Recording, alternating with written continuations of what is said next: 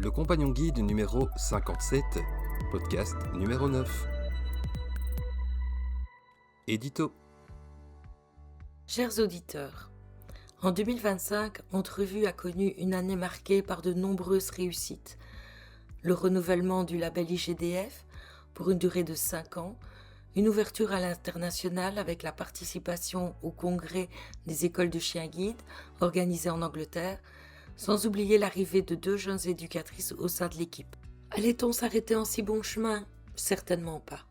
Tout d'abord, notre opération Violette 2026 voyagera aux 4 coins de la galaxie grâce à notre nouvelle mascotte, Captain V. Une rencontre qui promet de propulser notre vente annuelle de bonbons Jicopa vers l'infini et au-delà. Nous vous invitons par ailleurs à découvrir dans ce podcast votre ordre de mission afin de faire de cette nouvelle édition un succès sans précédent. Nous sommes également très heureux de pouvoir concrétiser un rêve qui nous anime depuis de nombreuses années. Un projet immobilier de grande qualité destiné à nos futurs élèves canins, à nos bénévoles et à nos employés. Ce numéro du podcast du Compagnon Guide vous permettra de découvrir les prémices de l'aventure liée à notre Guide Home, la maison des chiens guides.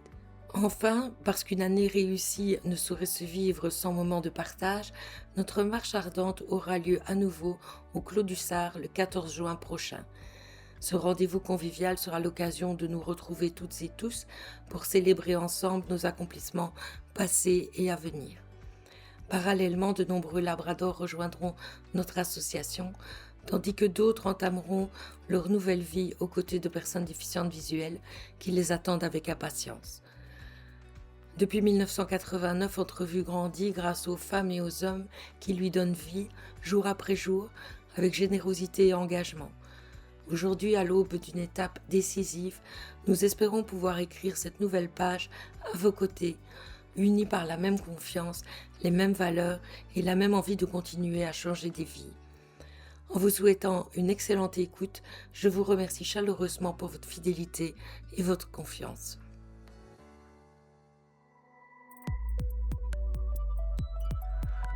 Actu.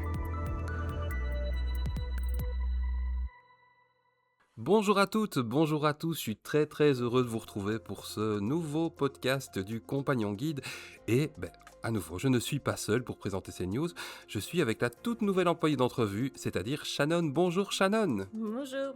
Tu vas bien ? Ça va et toi ? Écoute, je vais super bien, je suis content que tu sois là. Et est-ce que tu veux te présenter peut-être aux auditeurs et auditrices, pour celles et ceux qui ne t'auraient pas encore rencontré ? Ah oui, bien sûr. Du coup, moi, c'est Shannon. J'ai été engagée à Entrevue en novembre, après un parcours un peu atypique, c'est-à-dire que j'ai d'abord enseigné en sciences, puis je me suis formée énormément dans le comportement canin, et puis j'ai eu l'énorme chance d'être engagée dans votre équipe, et j'espère y rester. Écoute, on te le souhaite vivement et on nous le souhaite aussi parce que, je vous le confie parce qu'elle sera trop modeste pour le dire, mais Shannon a de multiples talents. Sachez que juste avant Noël, elle nous a fabriqué, je dirais plutôt, des petits porte-clés qu'elle a offerts à toutes les familles d'accueil avec le nom du chien dessus et pour chaque employé également. Shannon, tu es fantastique. Merci beaucoup. Mais non, je te le dis, on va quand même passer à la suite parce que là on se perd en palabres, mais passons aux news directement et je pense que tu vas nous parler de Regard Croisé. Ça y est, on y est. Regard Croisé est enfin dévoilé. Est-ce que tu peux nous dire un petit peu quel était le parcours du film et puis où on peut le retrouver peut-être ? Oui, tout à fait.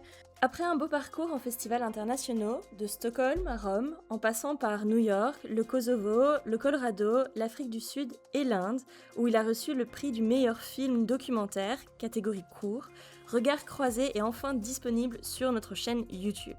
Réalisé par Caroline Poisson et porté par la musique du groupe Everyone is Guilty, le documentaire vous est proposé en version classique, en version audio décrite et en version courte sous-titrée en anglais afin d'en permettre l'accès au plus grand nombre. Et je pense que tout le monde a remarqué la belle prononciation de Everyone is Guilty. Et on peut le dire, tu es bilingue, donc... Je me débrouille bien. Ouais, plus que ça, je vous le jure. Je continue ce petit tour de l'actu d'Entrevue. Le 15 mars 2026, la Vallée de l'Ourthe accueillera le Trail de l'Ermitage, une course nature empruntant sentiers forestiers Et paysage spectaculaire, entièrement repensé pour cette nouvelle édition, elle propose des parcours adaptés à tous les niveaux de pratique. Alors 3 distances seront proposées, 7 km, 13 km et 23 km, ainsi qu'une Kids Run destinée aux plus jeunes. Et au-delà du défi sportif, c'est pour ça que je vous en parle, l'événement se veut solidaire et l'ensemble des bénéfices sera reversé à Entrevue. Les inscriptions peuvent se faire directement via le lien Facebook de l'événement, donc Trail de l'Ermitage 2026. Un immense merci à l'équipe organisatrice pour ce si beau moment à venir, on a hâte. Passons si vous le voulez bien à l'agenda avec toutes les dates qui vont émailler ce début d'année 2026. Chaque samedi du mois de mars, je pense que les connaisseurs le savent, nous serons au Shopping Belle-Île pour vendre nos violettes et je vous garantis une super édition. Donc l'adresse c'est quai des Vennes numéro 1 4020 Liège et comme chaque année, le Shopping Belle-Île a la gentillesse d'accueillir nos équipes, nos bénévoles, nos bénéficiaires et nos chiens guides pour des journées de vente exceptionnelles. Donc on compte sur vous une année de plus. Je pense que je vous parlerai de l'opération Violette plus tard dans ce podcast et je laisse Shannon nous expliquer ce qui va se passer les samedis et dimanches 28 et 29 mars à Liège Expo. Eh bien, à cette date, Entrevue sera au salon Mon chien et mon chat, c'est héros. Ce salon sera entièrement dédié à l'univers du chien et du chat et réunira près de 80 exposants issus des nombreux secteurs comme l'alimentation, la santé, les accessoires, les éleveurs, l'éducation, services, le bien-être, les loisirs et encore bien d'autres. Juste pour information, Joël y tiendra une conférence nommée Le Chien Guide, une intelligence en action et cette conférence se tiendra le samedi 28 mars de 13h à 13h45. Soyez au rendez-vous. Et finalement, je clôture par le dimanche 14 juin 2026, je pense que vous savez déjà ce que c'est, je l'espère en tout cas, la marche ardente reprend du service, toujours au Clos du Sart, à l'adresse rue du Sartinement 341 à 4031 Liège.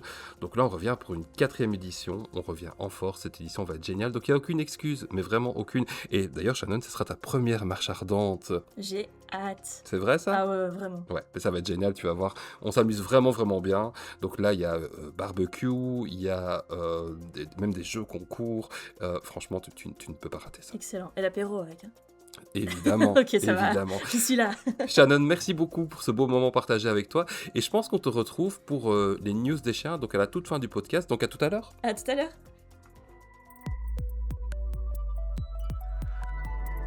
Exclu. Guide Home, la maison des chiens guides.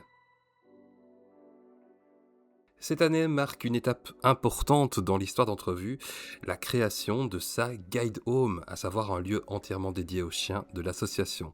Ce lieu va être pensé comme un véritable cocon, un futur espace qui a pour ambition d'offrir un environnement sécurisé, apaisant et parfaitement adapté aux besoins spécifiques de nos chiens guides en formation. Alors comment ce projet a-t-il vu le jour? Quelles ambitions porte-t-il et comment ce lieu prendra-t-il forme au fil des prochains mois? Joël va répondre à toutes vos questions. Soyez les bienvenus au cœur de ce projet en développement où se dessine peu à peu un futur havre de paix pour nos poilus préférés. Bâtir l'avenir.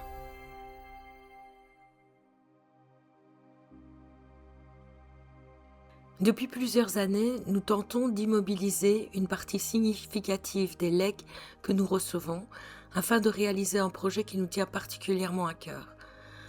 Comme vous le savez, notre budget annuel s'organise grâce aux dons des particuliers, des fondations, des entreprises, services clubs, de la loterie nationale, etc.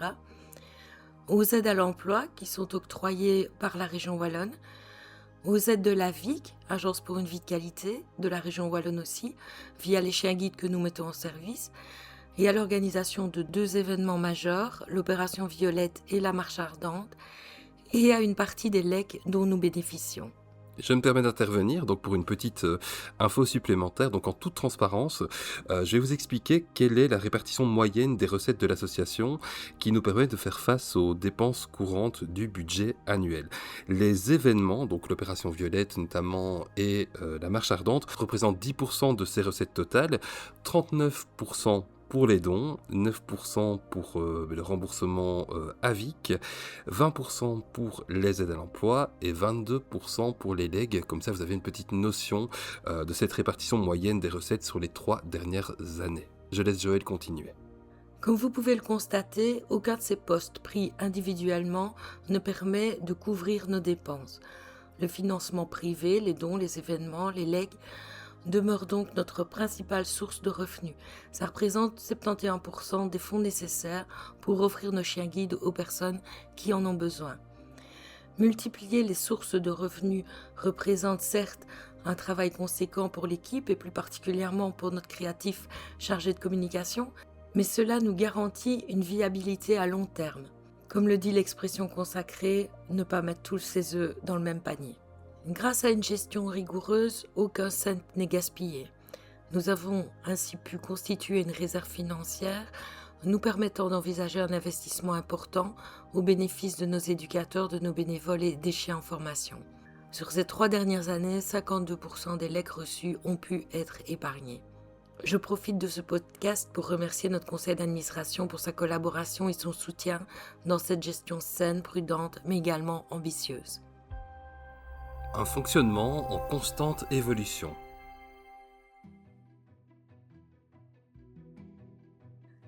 Nos locaux administratifs sont situés au sein d'un établissement scolaire spécialisé à proximité du centre-ville de Liège. Cette localisation privilégiée nous permet d'entraîner nos chiens guides dans des environnements urbains riches et variés, tout en facilitant l'accès à nos bénéficiaires et à nos bénévoles grâce au transport en commun. Nos chiens disposent également d'un espace de jeu extérieur entièrement sécurisé. En semaine, pour les gardes de nuit, nous collaborons avec la pension canine One Toutou. Chaque fin de journée, une éducatrice y conduit l'ensemble des chiens. Ce précieux partenariat nous garantit un accueil de qualité. Toutefois, ce mode de fonctionnement ne permet pas aux éducatrices d'assurer la prise en charge complète de cette période de la journée, les repas, le repos, les moments de jeu, de détente, etc. Nous remarquons également que certains chiens éprouvent des difficultés d'adaptation à ce type d'hébergement. Ils peuvent être influencés par le stress des autres pensionnaires, généralement présents uniquement pour des courts séjours, le temps des vacances de leur humain. Ce va-et-vient peut ainsi générer un inconfort chez nos élèves. Home Sweet Home. Face à ce constat, nous recherchions depuis plusieurs années une solution durable permettant d'accueillir en semaine les futurs chiens guides tout au long de leur formation. Pour rappel, celle-ci débute à partir de l'âge d'1 an et s'étend sur une période d'environ 8 mois, avec un retour en famille d'accueil chaque week-end.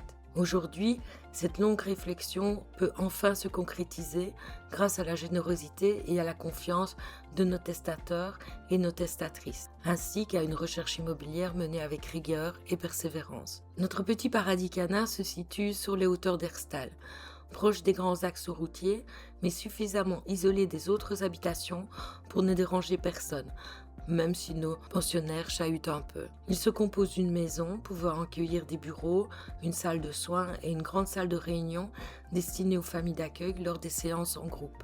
Nous pourrons également y proposer des moments conviviaux de rencontres entre les bénévoles et l'équipe et y organiser des formations pour les familles qui recevront prochainement un petit élève. La maison est entourée d'un vaste terrain arboré qui permettra également à nos étudiants chiens guides de s'y détendre avant et après leur journée d'apprentissage. En complément, un bâtiment spécifiquement dédié à l'accueil des pensionnaires sera prochainement en construction. Il comprendra des espaces de repos à la fois fonctionnels et agréables, pensés comme de véritables lieux de vie sécurisés, loin de l'image des chenils traditionnelles. Les chiens pourront également partager leur espace avec un compagnon lorsque les affinités le permettront, beaucoup d'entre eux préférant ne pas rester seuls, y compris durant la nuit. Les prémices d'une belle histoire.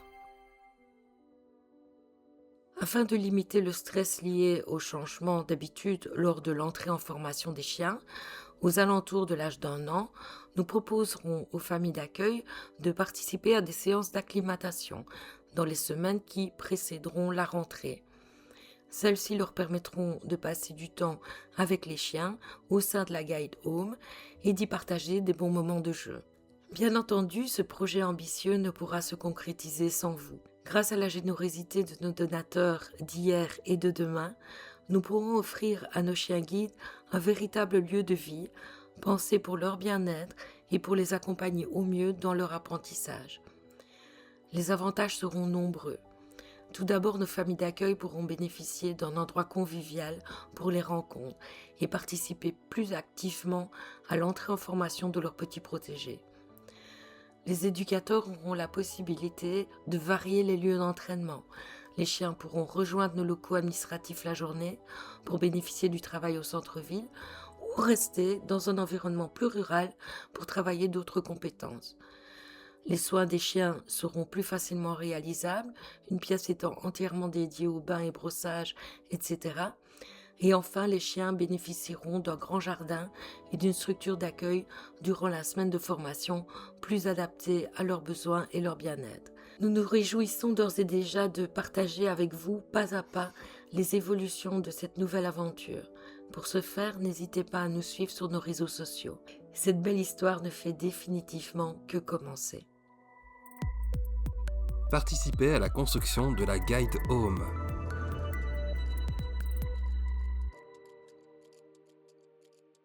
Vous le savez désormais, grande révélation de ce podcast, Entrevue se lance dans une incroyable aventure, à savoir la construction de sa Guide Home, un lieu accueillant, modulable et entièrement pensé pour le confort de nos chiens guides.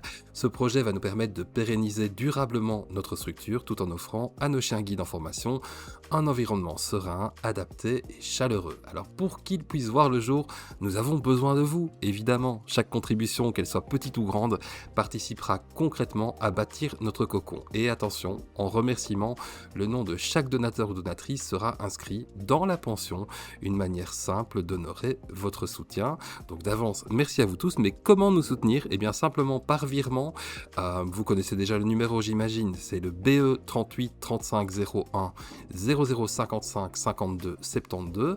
En communication, merci d'indiquer votre numéro national, plus la mention don Guide Home. Le don en ligne est toujours possible sur l'adresse https://don.entrevue.be.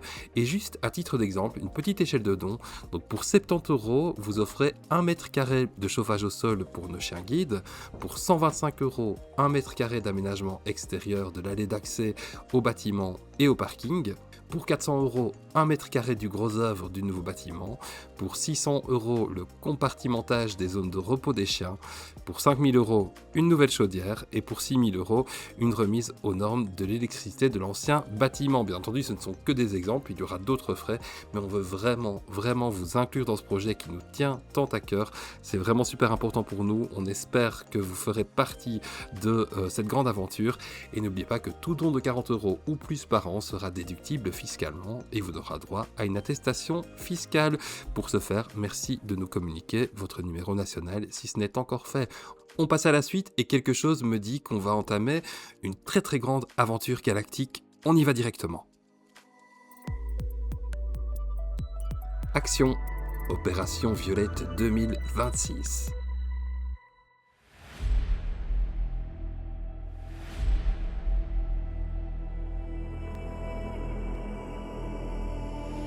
Bonjour, je m'appelle Droïde. Je serai votre assistant virtuel durant toute la durée du vol. Voici votre ordre de mission pour votre aventure Opération Violette 2026. Le lancement aura lieu le 1er mars. Le retour sur Terre est prévu le 31 du même mois. Votre objectif ? Financer un futur chien guide. Laissons place au capitaine de ce vaisseau qui vous expliquera plus en détail comment y parvenir.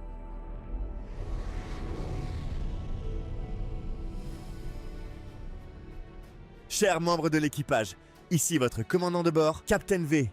Il y a quelques mois, dans le plus grand secret, j'ai mis le cap sur la planète Jikopa, berceau des légendaires violettes. Ma mission ? Collecter ces précieux bonbons et les rapporter sur Terre afin d'alimenter la plus belle des énergies, celle de la solidarité. Aujourd'hui, après un long voyage intersidéral, je suis enfin de retour et me permets de déclarer la 12e édition de l'Opération Violette officiellement ouverte.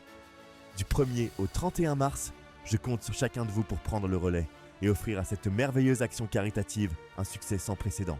Parlez des violettes autour de vous, à vos proches, collègues, commerçants de quartier ou écoles. Faites-les circuler partout en Belgique pour atteindre, ensemble, la plus belle des réussites. Financez la formation d'un futur chien guide qui sera ensuite offert à une personne mâle ou non-voyante.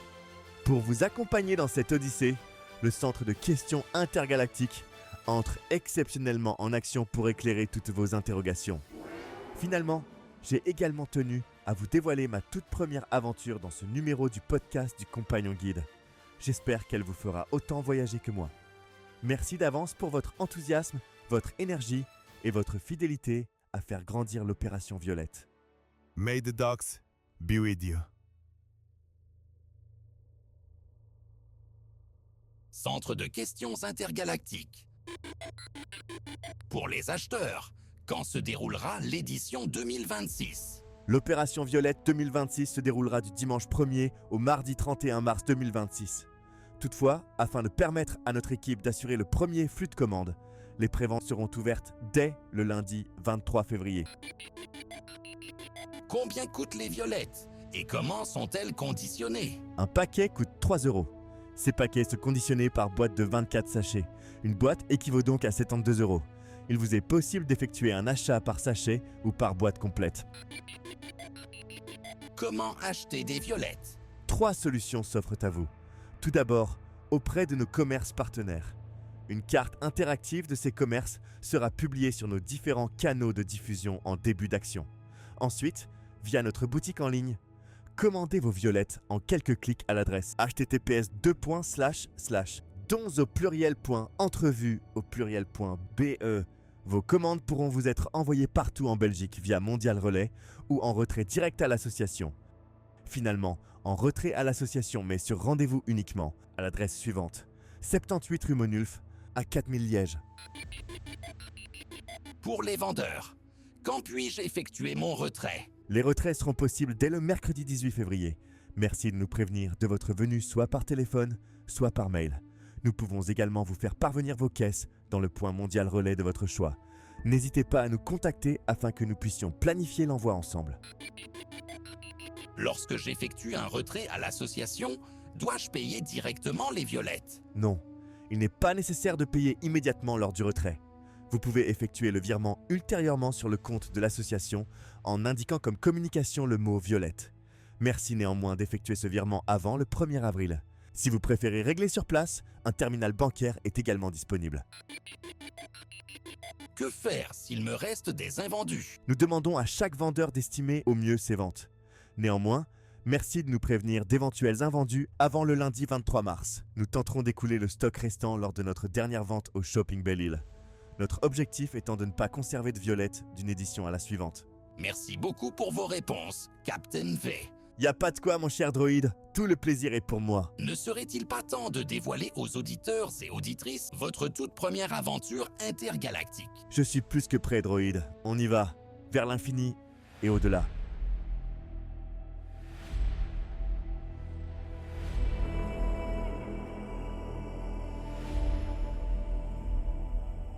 Il était une fois, dans une galaxie lointaine, un petit héros au grand cœur.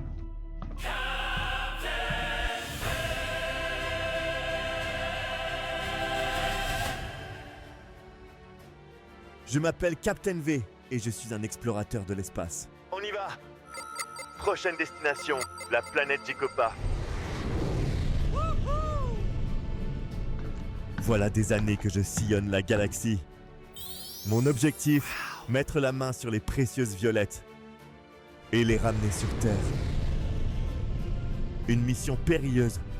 Pluie d'astéroïdes droit devant. Système de défense enclenché. Encore ces maudits violettosaures. Beaucoup me trouveront courageux, peut-être. Mais je sais mieux que personne pourquoi cette mission me tient autant à cœur. Elle offre à des centaines d'humains la possibilité de prendre part à une incroyable aventure. L'Opération Violette. Une action solidaire qui permet tout en se faisant plaisir d'offrir à une personne mâle ou non-voyante son propre chien guide. Je dois malheureusement déjà vous quitter. Une autre mission m'attend, quelque part dans l'univers. Bravo pour ton courage, Captain V. Et à bientôt pour une nouvelle aventure.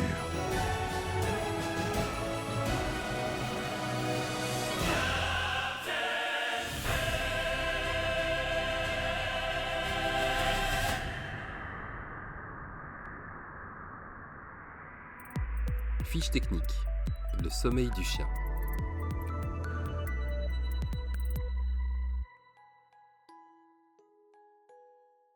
Et nous nous retrouvons une fois de plus pour cette, nouvelle section, mais ce n'est pas du tout une nouvelle section parce que ça fait déjà la 3e fois qu'on vous la propose, à savoir la fiche technique, donc des petits conseils pratiques pour bien s'occuper de nos poilus.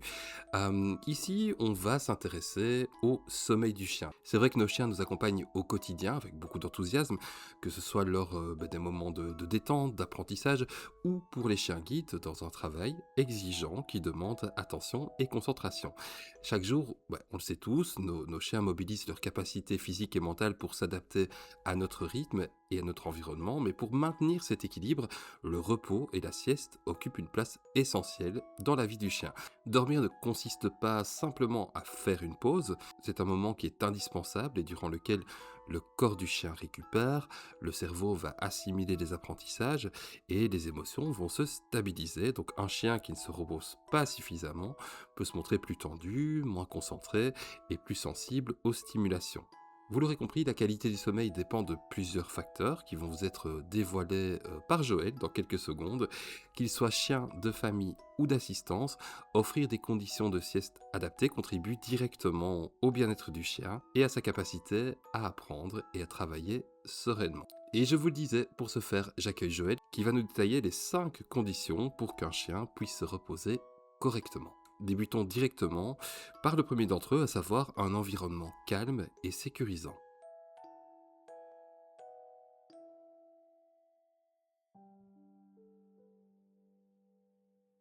Alors dans cet environnement, il doit y avoir peu de bruit. Ce n'est pas très utile de laisser la radio à fond au chien pendant la nuit. Il faut aussi que cet endroit soit prévisible. Le chien doit savoir où il peut s'installer sans être dérangé par les autres personnes de la famille. Et puis enfin, il doit être à l'abri des sollicitations, surtout des enfants qui ont tendance à venir réveiller le chien quand il dort parce qu'ils ont envie de jouer ou de caresser à ce moment-là. Bien, merci beaucoup. Passons au deuxième point. Le deuxième point, à savoir un couchage adapté.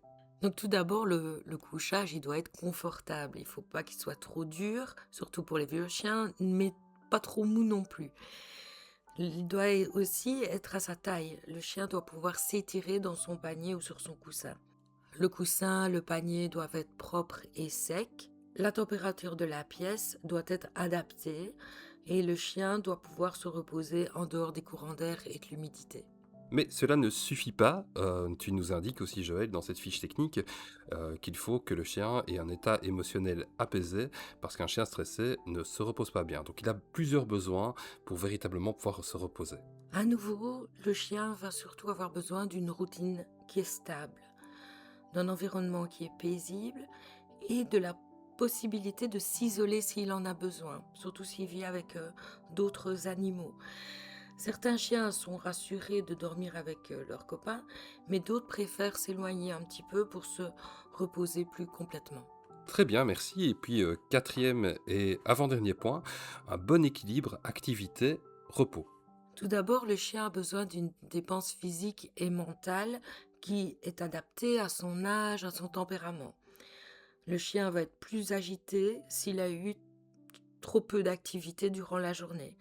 A contrario, si la fatigue est excessive, ça entraîne un sommeil de très mauvaise qualité. On peut noter qu'un chiot va dormir entre 18 et 20 heures par jour. Un chien adulte, ça va osciller entre 12 et 14 heures par jour. Ok, et passons donc au dernier point, à savoir une bonne santé.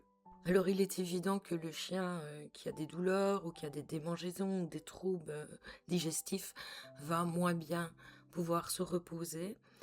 Donc si vous observez que votre chien tout à coup a un rythme de sommeil un peu perturbé ou semble vraiment plus fatigué que d'habitude, il faut peut-être aller consulter son vétérinaire.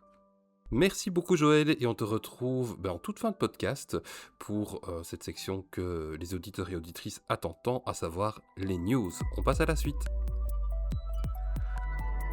Inclure le chien guide dans votre testament.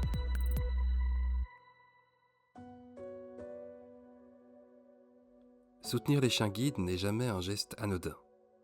C'est le reflet de votre amour pour les animaux et de votre engagement en faveur des personnes déficientes visuelles. Au sein d'entrevues, chaque legs est administré avec rigueur et transparence, puis investi dans des projets à l'impact concret et mesurable. À l'aube de la construction de notre bâtiment, ce geste durable prend tout son sens et participe activement à la création d'un avenir plus accessible pour toutes et tous.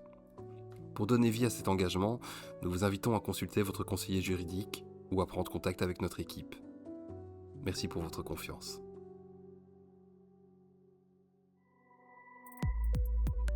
Reportage accessibilité. Du droit à la réalité, le grand écart mondial.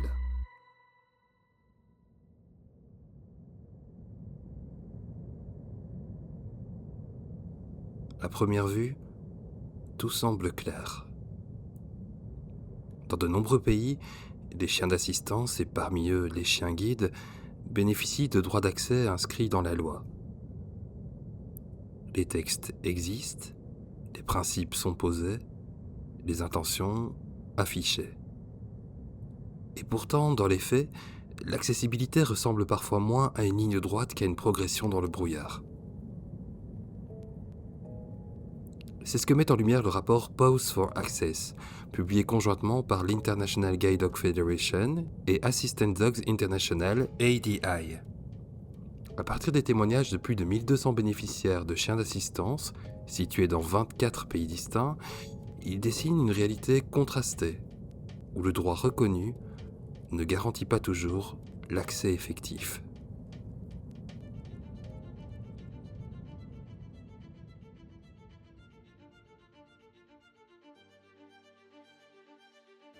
Des lois qui protègent, des portes qui se referment. Selon le rapport Pause for Access, 43% des répondants déclarent avoir été refusés dans au moins un lieu public au cours des 12 derniers mois. Un chiffre qui suffit à dissiper l'illusion d'une accessibilité acquise et universellement respectée. Derrière ce pourcentage se dessine une réalité répétée, parfois banalisée, faite de refus, de discussions imposées, de droits qui doivent encore être expliqués sur le terrain. Les refus ne se concentrent pas dans des lieux marginaux ou exceptionnels, ils surviennent au contraire dans les espaces du quotidien, ceux que l'on fréquente sans y penser, où l'accès devrait aller de soi. Le rapport indique ainsi que les refus concernent en particulier les restaurants et cafés à 56%, les hôtels et hébergements à 28%, les établissements de santé à 28% et les commerces alimentaires à 19%. Autant de lieux essentiels à la vie sociale, au déplacement et aux soins.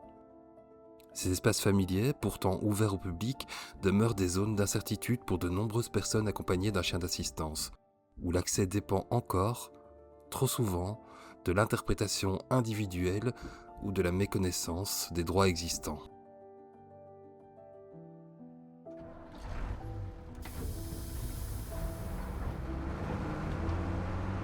Transport, là où l'autonomie se joue. Le rapport identifie les transports comme l'un des points de tension majeurs. 56% des bénéficiaires de chiens d'assistance déclarent avoir rencontré des obstacles dans les taxis ou services de transport à la demande. Lorsqu'on considère spécifiquement les bénéficiaires de chiens guides, ce taux atteint 63%, soulignant la vulnérabilité particulière de ces binômes dans des environnements où la mobilité conditionne directement l'accès à l'emploi, aux soins et à la vie sociale. Ces refus ont des conséquences concrètes. 16% des répondants indiquent avoir manqué un vol, un rendez-vous ou un engagement important à la suite d'un refus d'accès. L'accessibilité ne relève alors plus d'un principe abstrait, mais d'une succession de renoncements imposés.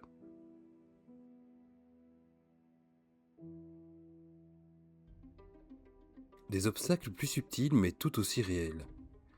Les refus ne prennent pas toujours la forme d'un non explicite. Le rapport Pause for Access documente également des pratiques largement répandues. 54% des personnes interrogées ont dû présenter une carte ou un document d'identification, exigence non requise dans de nombreux pays.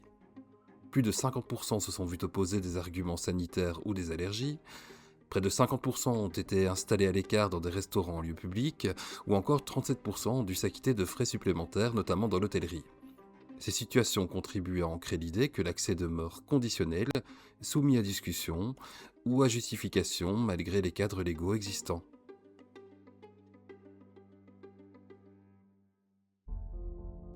quand l'accès devient une charge émotionnelle.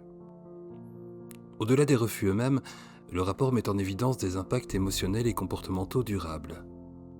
Près de 40% des répondants déclarent ainsi éviter certains lieux ou certaines sorties, non pas par choix, mais par anticipation des difficultés d'accès. Ces stratégies d'évitement traduisent une adaptation progressive au risque de confrontation, d'incompréhension ou de refus et modifient en profondeur la manière d'organiser le quotidien.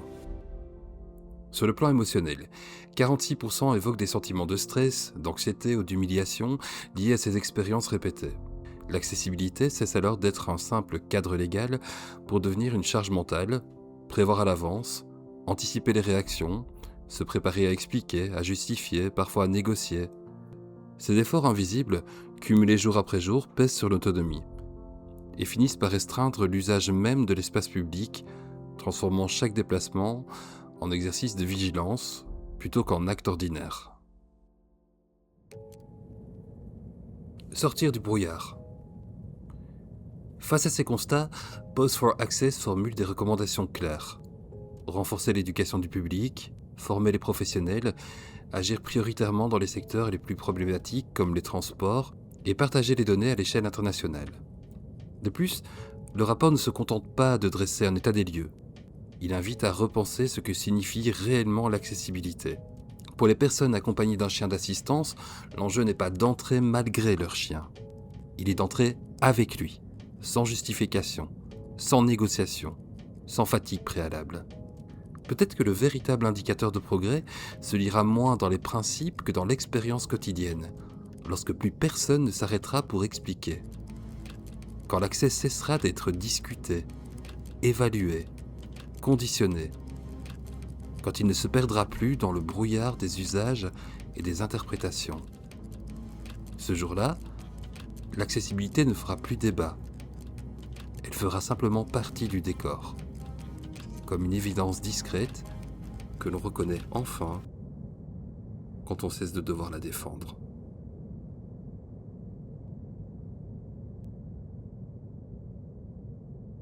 Et voilà pour ce reportage sur l'accessibilité, sujet que nous désirions véritablement aborder dans ce podcast.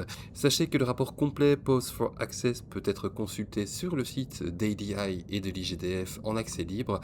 Si vous désirez y avoir accès, vous n'avez qu'à m'écrire un petit mail, je me ferai un plaisir de vous l'envoyer. Notez juste que ce rapport n'existe qu'en anglais à l'heure actuelle. Les news. Chose promise, chose due, nous retrouvons les éducatrices de l'association qui vont vous détailler tous les chiens, qu'ils soient diplômés, en stage de remise ou en famille, ainsi que les petits nouveaux. Donc on y va, on commence par Joël qui va nous expliquer quels sont les chiens diplômés et les binômes formés durant ces 6 derniers mois. Yoshi vient de relever un fameux défi.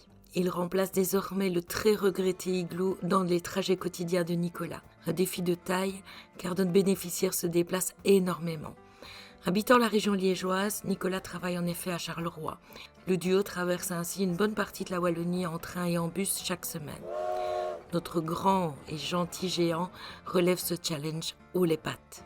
On tient particulièrement à remercier Fabienne et Jean-Christophe, la famille d'accueil de Yoshi, pour tout l'amour inconditionnel qu'ils lui ont offert, Alena, son éducatrice, pour son engagement et sa bienveillance, Purpose Dog, l'élevage de Yoshi, les acheteurs et acheteuses de l'opération Violette pour avoir contribué à la naissance de ce binôme, la Loterie Nationale et ses joueurs pour avoir rendu cette belle rencontre possible.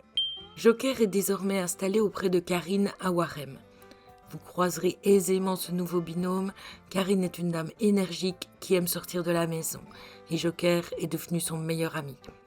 Une très belle complicité est née entre ces deux-là, rythmée par les sorties et une relation empreinte de confiance et de tendresse. On remercie énormément Vanessa et Jean-Paul, la famille d'accueil de Joker, pour leur application et l'amour qu'ils ont offert.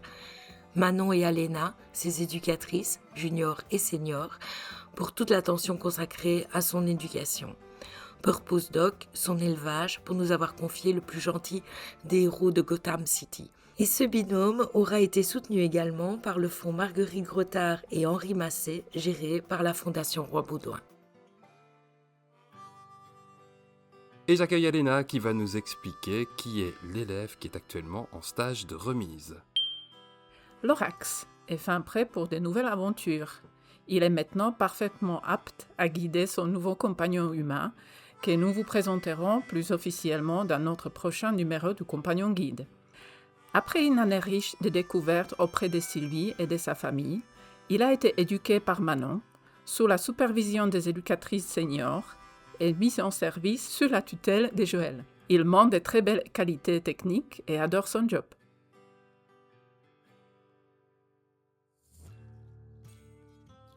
Et nous accueillons Manon qui va nous détailler les chiens en formation. Lila, de nature douce et discrète, poursuit sa formation auprès d'Alena. Elle développe une relation profonde avec l'humain qui s'occupe d'elle et préfère rester proche de son éducatrice adorée plutôt que de jouer avec les autres élèves canins. Elle deviendra sans doute un chien guide fidèle, très attentif à sa personne de référence. Laponie est une chienne très polyvalente, sûre d'elle et attentive. Je peux d'ailleurs le confirmer parce que je suis son éducatrice. Curieuse et confiante, elle n'a peur de rien. Arrivant au terme de sa formation, elle sera très bientôt prête à écrire la suite de son histoire. Mulan est une chienne qui démontre de belles capacités à rester posée et douce dans son travail auprès d'Alena. Élégante et fine, elle attire immanquablement le regard des passants. Après une année passée aux côtés de Jean-Paul, Maki vient de débuter sa formation à la grande école. Élève actif et courageux, il fait preuve d'une belle volonté d'apprentissage et se montre constamment en quête des meilleures solutions. Et je vous l'avais promis en début de podcast, nous retrouvons Shannon qui va nous expliquer chacun des chiens en famille, mais également les petits nouveaux. Tout à fait, donc on commence avec Moro qui a démontré toutes ses capacités au sein de la famille de Chantal et Bruno. Avant son entrée à la formation, l'ASBL Purpose Dog a décidé de conserver les semences de ce bel étalon. Nous aurons ainsi très certainement la chance d'accueillir, à l'avenir, des bébés Moro qui seront, comme lui, paisibles et sûrs d'eux. Ses parrains et marraines du Rotary Club Liège-Chaudfontaine peuvent être vraiment très fiers de lui. Ensuite, nous avons Noopsy qui n'a pas pu aller au bout de son parcours pour des raisons de santé. Mais il vit désormais auprès de Jocelyne et profite d'un magnifique jardin partagé. Il passe ses journées avec un copain chien plus âgé que lui. De plus, Patricia, sa famille d'accueil d'origine, assure une prise en charge des gardes quand Jocelyne s'absente. Donc une vie de rêve pour notre ancien élève. Et puis il y a Nuage, qui a vécu de grandes aventures auprès de Betty et Michel. Voyages, camping-car, concours de golf. C'est un adolescent très dynamique, mais sympa comme tout. Les élèves et enseignants de l'Institut des Sacré-Cœur de Waterloo, qui avait organisé un rallye sportif afin de financer sa venue, doivent certainement se réjouir de ces excellentes nouvelles. Nixie est une jeune demoiselle calme, obéissante et très attachée à sa famille, Josiane et François. Elle les suivrait jusqu'au bout du monde, mais apprécie un peu moins lorsqu'ils se séparent. Selon la loi de Nixie, les promenades comme le quotidien ne peuvent se vivre qu'à trois. Ces super parrains de la table ronde 99 d'Andenne peuvent être très fiers d'elle. Néon accompagne toujours Laurence à l'école. Il devient de plus en plus sage et aime apprendre les nouvelles choses. C'est un jeune chien qui a besoin de plein d'activités. Norman, lui, a un planning bien chargé auprès de sa famille, Maël et Léo. Cabinet de kinésithérapie où il se rend en train, université, salle de sport. Pour équilibrer ses nombreux moments de travail, il profite de grandes balades en pleine nature. Et puis il y a les petits nouveaux. Le petit Onyx qui est entré dans l'aventure entrevusienne tout juste avant Noël. Quel joli cadeau!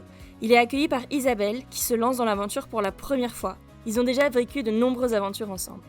En cette fin d'hiver et au printemps, d'autres petits chiots, issus de Purpose Dog, devraient nous être confiés.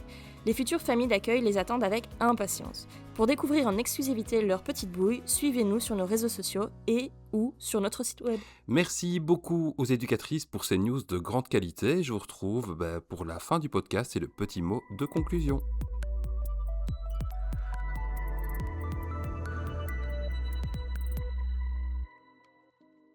Débutons par remercier la table ronde 99 d'Andenne qui pour la 3e fois fait confiance à notre école en finançant à hauteur de 2000 € l'arrivée prochaine d'un petit show, et nous adressons un énorme merci à tous les super membres du club et plus particulièrement à Simon Gigot qui aura choisi Entrevue pour l'octroi de 500 € supplémentaires.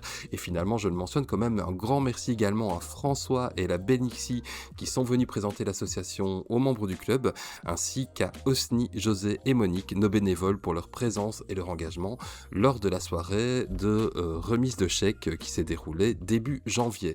Nous remercions aussi l'équipe de Gaming One qui aura installé des ruches sur le toit de son siège et qui aura transformé la récolte de miel en un don sucré en faveur des chiens guides. Et ça, c'est vraiment super génial, une super idée. Donc on les félicite pour ce beau geste, en tout cas qui nous fait extrêmement plaisir. On remercie également la SNCB et la Tech qui permettent à nos éducatrices le travail essentiel des chiens guides dans les transports en commun. Merci à eux d'avoir reconduit une année de plus leur soutien. Merci également à la Fondation Rebaudouin pour son soutien également renouvelé. Merci aux nombreux partenaires de l'Opération Violette et finalement à la Loterie Nationale et ses joueurs pour le parrainage d'un de nos futurs binômes. Nous en saurons plus dans le prochain numéro du Compagnon Guide. En attendant, et comme à chaque fois, je souhaitais également prendre une petite minute pour avoir une pensée pour Gypsy qui nous a quittés. Donc on lui dédie ce 57e numéro. Tu seras toujours avec nous, toujours, on pense fort à toi. En attendant, prenez grand soin de vous et on se retrouve, j'en suis certain, lors de l'Opération Violette. À bientôt. Vous venez d'écouter le podcast du Compagnon Guide. Merci et à bientôt.